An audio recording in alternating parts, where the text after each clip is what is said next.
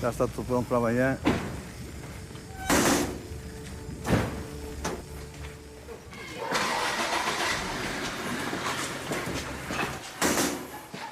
Albino Moreira amealhou uma vida. Bom. Como formiga, aproveitou o bom tempo da construção civil em Portugal. Juntou quase 1 milhão de euros que aplicou no banco, que lhe dava confiança e, sobretudo, juros acima da taxa do mercado. Eu tinha confiança no gerente. Ele pediu-me para ir para o BPN, abri lá a conta e comecei lá a fazer os depósitos e a meter lá as minhas poupanças. Está tudo parado. Tem mais uma casa de banho. Albino Moreira ainda tem 750 mil euros presos no que resta do BPN. Nós, como industriais, precisamos de sempre de dinheiro. E então, nós depositamos sempre ou a 3 meses ou meio ano. Isto aqui, se calhar, dava jeito a alguma liquidez, não? Algum dinheirito novo, fresco? Era, mas os bancos, como sabem, não financiam. A construção civil sem dinheiro não anda, porque hoje não há fiados. Até ao dia da nacionalização, Albino acreditou no conto do vigário.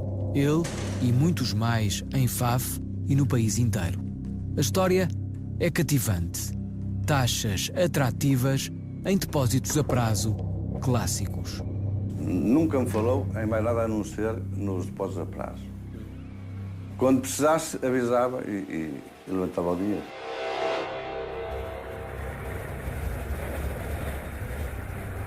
As poupanças de muitas vidas estavam a ser encaminhadas para destino incerto. Algumas serviam de alimento voraz à fraude. Outras entravam nos cofres de empresas do grupo SLN. Outras ainda eram aplicadas em fundos imobiliários, a verdadeira paixão da equipa liderada por Oliveira Costa.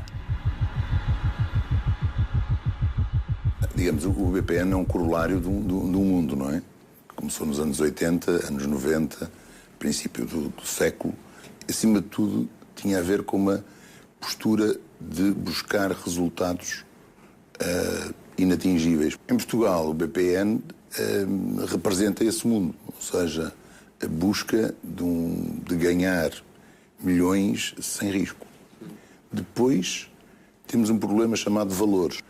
No caso do BPN, isso transformou-se no verdadeiro elo mais fraco. E esta gente está a viver numa estratosfera. Mas é a estratosfera de quê? Da ganância? Da ganância, acima de tudo. Ou seja, no fundo, o problema é sempre o mesmo, não é? Quer dizer, você hoje ganha 50, amanhã vai querer ganhar 100. E à medida que ganhou 100, amanhã vai ganhar 150. Ex-diretor do Santander, João Hermida, incompatibilizou-se, em 2003, com a lógica que alimentava a banca. Quando saiu, qual é que era o seu salário anual? Recorda-se? Era muito dinheiro. Era muito dinheiro. Era dinheiro a mais. Não, na ordem dos 2, 3 milhões. Portanto, com tudo. Aqui diz SLN 2006, sim senhor, e ele está aqui a assinatura de alguém do banco, mas a minha assinatura não aparece. Este aqui, se tivesse assinado por si, tirava-lhe a razão. Tirava-me a razão toda. Exatamente. Não está nem este nem nenhum. Então, vamos lá ver. Onde andarão os 750 mil euros de Albino Moreira? Nós temos aqui o grupo, o SLN, com o seu banco, BPN. Depois temos, naturalmente, os clientes que injetam depósitos, não é? Depois temos a jusante do BPN, digamos assim, 3 bancos. O BPN Cayman, outro em Cabo Verde, o BPN IFI, e um terceiro que é o Banco Insular. Os destinatários da triangulação são empresas do grupo SLN, acionistas do grupo, administradores do grupo e o presidente do Conselho de Administração do grupo.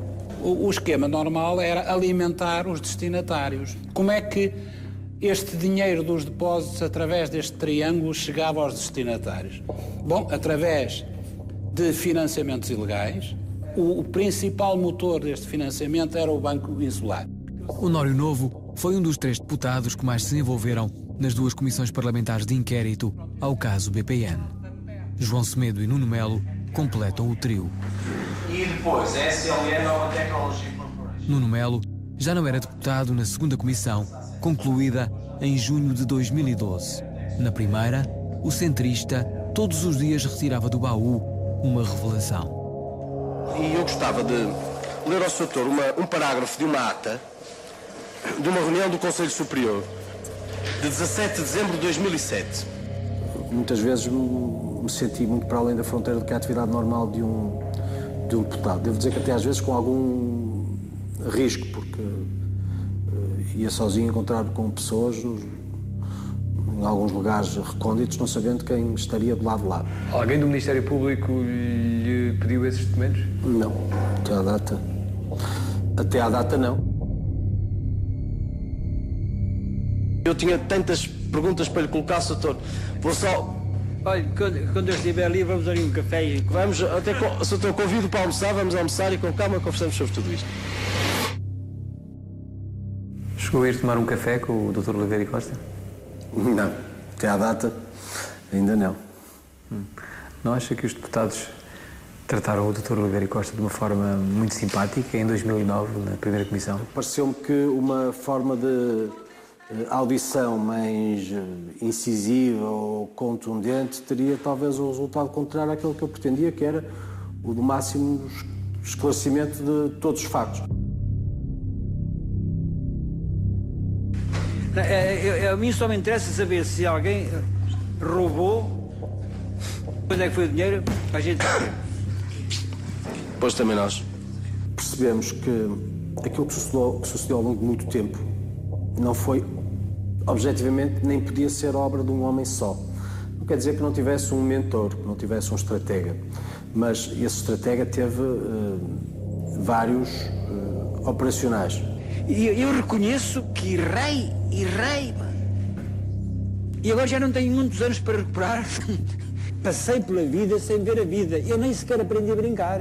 E a certa altura refugiei-me, viciei-me, absolutamente viciado no trabalho. Eu só me sentia feliz a trabalhar. E esforcei-me tanto por ser útil que até me espalhei, pá.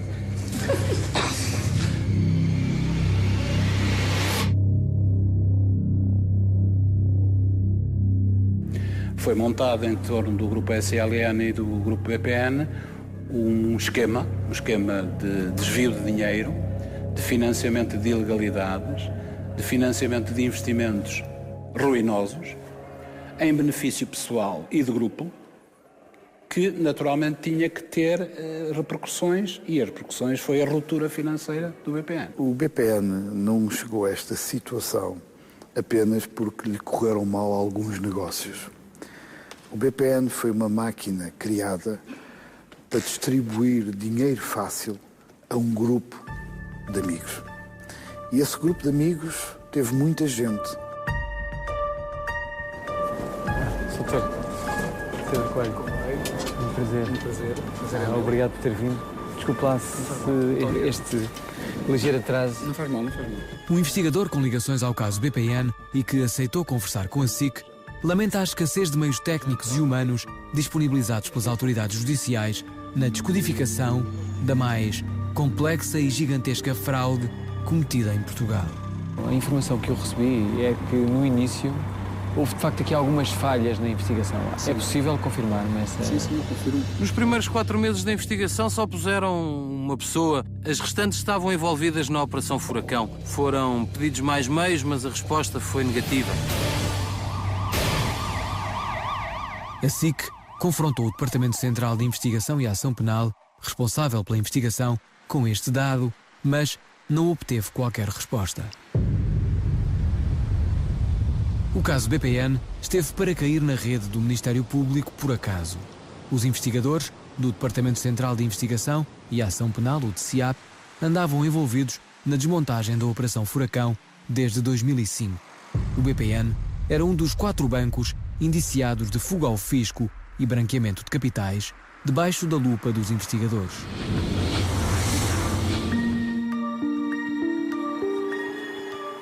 O investigador, que aceitou falar com a SIC, confirma que Oliveira Costa foi avisado de que o banco iria ser visitado pelas autoridades. O BPN pensou que as buscas seriam por causa dos esquemas deles, do Banco Insular. A investigação do caso BPN poderia ter começado 2 anos mais cedo se a administração não tivesse sido avisada das buscas. Só em 2008, na sequência de uma queixa do Banco de Portugal, é que o Ministério Público começou a puxar o novelo. Doutor, muito obrigado por ter vindo. Até uma próxima. Obrigado. Obrigado, senhor. Ricardo Pinheiro, antigo diretor do BPN, foi à comissão de inquérito confirmar o alvoroço que se viveu na sede do banco no fim de semana de 2005, que antecedeu as buscas ao BPN.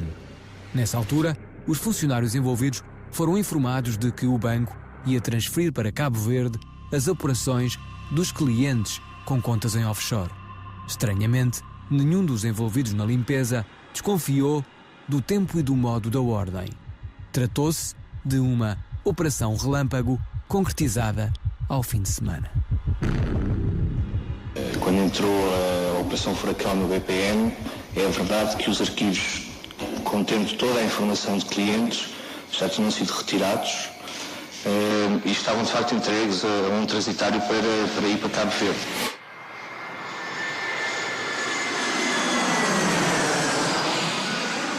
O polo geográfico mediaticamente mais atraente desta fraude fixa-se em Cabo Verde, país sede do famoso Banco Insular e roteiro de passagem das operações fora de balanço que escondiam prejuízos acumulados em negócios ruinosos. Passo a passo, lá chegaremos. A raiz da fraude força novo regresso aos primórdios. Um ex-funcionário que chegou a assumir cargos de responsabilidade no banco guia-nos nesse regresso ao passado. Havia um grupo de colaboradores que também já tinham um passado desonrado na banca e que essas pessoas estavam intimamente ligadas ao Presidente. Poderíamos chamar-lhe compadrios, favores, sei lá. Tanta coisa. Assistiu a situações dessas? Muitas. E quem é que promovia essas pessoas? Os seus diretores. Eles sabiam o que estavam a fazer e procuravam pessoas que colaborassem com elas nessas ações.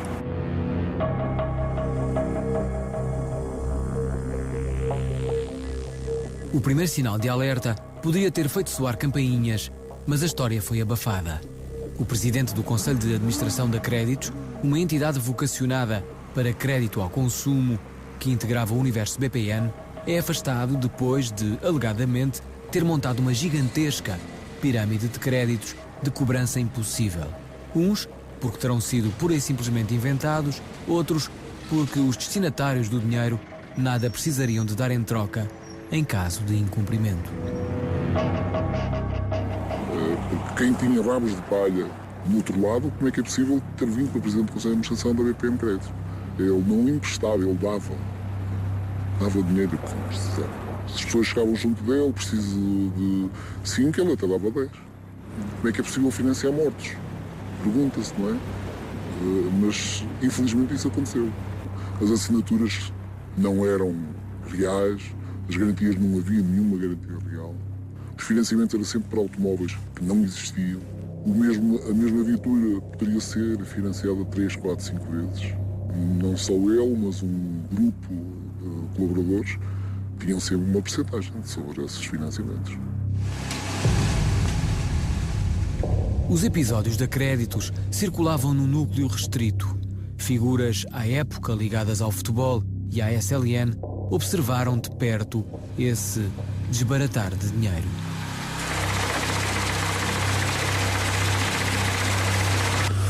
A Créditos, através dos seus administradores, era uma figura sempre presente nos campos de futebol, no desporto, e a Créditos passou a ser uma empresa de crédito de referência, assim, que era muito fácil, de facto, obter essas operações junto da Créditos. Conhece alguma pessoa que tenha beneficiado dessa facilidade de crédito da Créditos?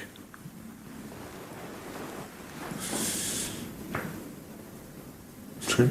Conhece muita gente? Algumas pessoas. No seu caso, alguma vez beneficiou de alguma? Não, nunca beneficiei. Não caiu na tentação? Não caiu na tentação.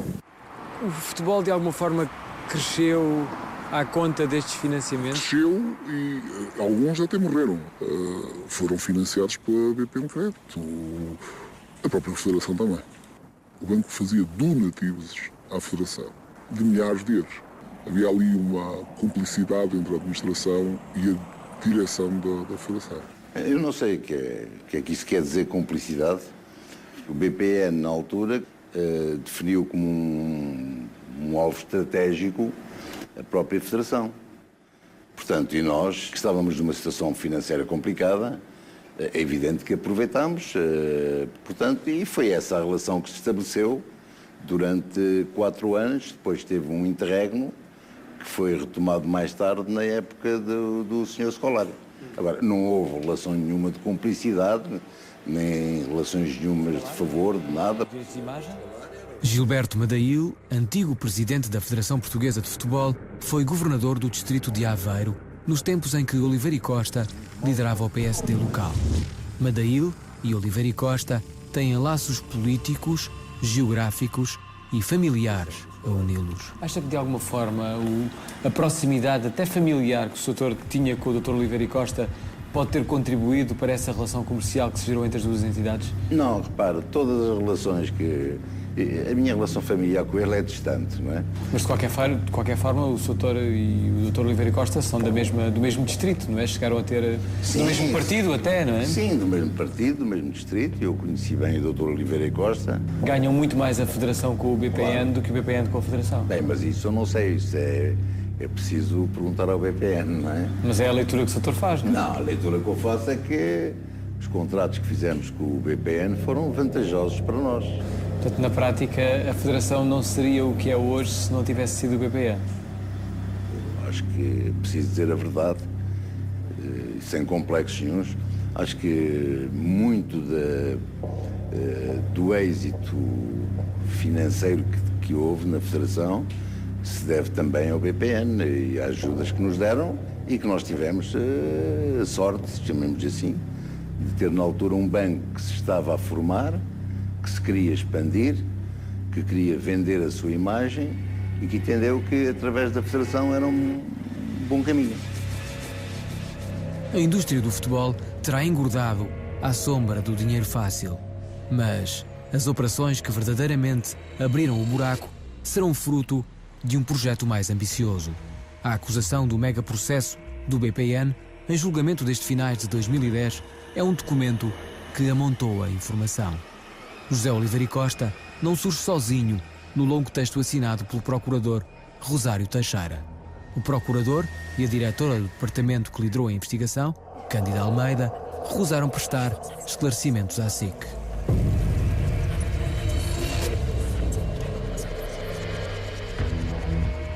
O nome de Luís Caprichoso, braço direito de Oliveira Costa, ocupa lugar de destaque. Nas 298 páginas, aparece citado 173 vezes. Luís Caprichoso recusou prestar esclarecimentos à Comissão Parlamentar de Inquérito ao caso BPN.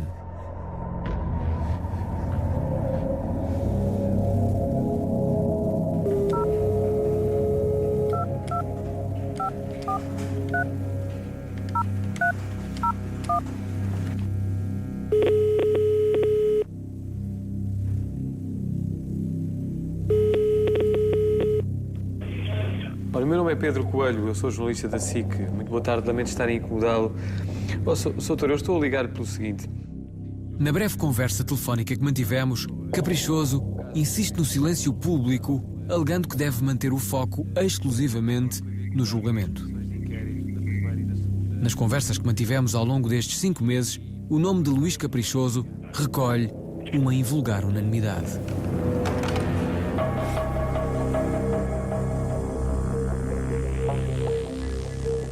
Acionistas da SLN, políticos e antigos quadros do BPN, um investigador do Ministério Público, atribuem ao antigo administrador da SLN o papel de cérebro das operações que abriram o buraco.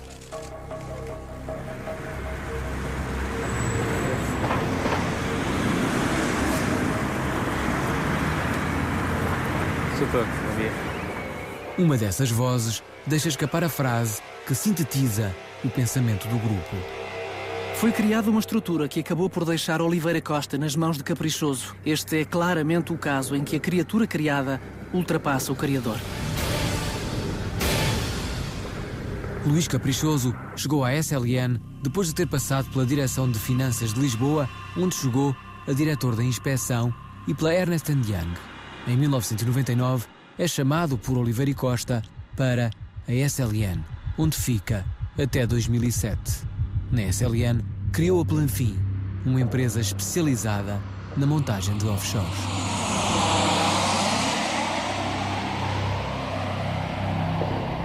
Entrei no BPN em 1999, junho. António Franco, diretor de operações do BPN, numa primeira fase, e administrador com o pelouro das operações numa segunda, foi, à primeira comissão de inquérito, assumir responsabilidades na execução da fraude. Contudo, na versão que deixou registada, a autoria moral ultrapassa-o. O Dr. Luís Caprichoso e a sua equipa eram responsáveis pela contabilidade dos offshores, porque eles faziam a contabilidade de todos os offshores do grupo.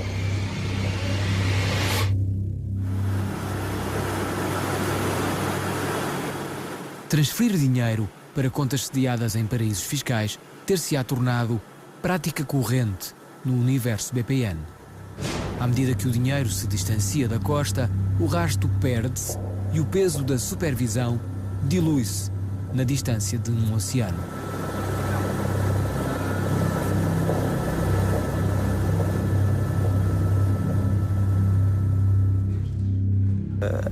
Rastrear dinheiro. João Pedro Martins é um economista que mergulhou nos meandros das offshores. O crime parece encontrar-se semente nestes territórios disseminados pelo globo. Lavagem de dinheiro, corrupção, fundamentalmente esconder a fortuna de alguém que quer ocultar os seus rendimentos e, fundamentalmente, fugir aos impostos. Nos 10 anos de Oliveira Costa na SLN BPN, foram criadas mais de uma centena de offshores. Com muito pouco dinheiro, se consegue criar uma sociedade offshore para depois fazer a ocultação de lucros ou de prejuízo. Como é que se esconde uma coisa tão grande num país tão pequeno? Pessoas que conseguem... Ouça, ganhar a vida a ser honesto é muito mais difícil, não é? Tiago Caiado Guerreiro, advogado, especialista em direito fiscal, observa a offshore a partir de um ângulo mais transparente, mas a conclusão a que chega aproxima-se da de João Pedro Martins. Ocultar coisas através de sociedades offshore só resulta se quem quer investigar não usar os mecanismos que tem de troca de informações. Não se pode dizer que a culpa seja das entidades offshore. Nada desaparece. Por isso também não percebo como é que desaparecem milhares de milhões de euros e não há rastro. Assim, as pegadas, por muito que se queiram apagar, elas ficam lá. Portanto, há um rastro que permanece tanto no tempo. Por uma razão que permanece misteriosa, ninguém parece interessado em seguir o rastro do dinheiro, com o propósito claro de o recuperar. A opção tem sido ficar à espera do desfecho do longo processo judicial em curso. Será que não haveria outra alternativa? Amanhã, no Rastro do Dinheiro. Vendia ações a 2 euros, assim, e dizia-lhe, eu daqui a 2 ou 3 anos vou comprá-las a 2,5. Recuperamos pontas soltas. Na altura nem sequer ouvia falar nesse banco insular. Não conheço nada de banco insular. Ouvi falar pelos jornais. Não tenho, não. Eu sou banco insular? Não vale. Será possível encontrar este dinheiro? We were able to trace and to freeze tens of millions of euros. Amanhã, grande reportagem SIC, no Jornal da Noite.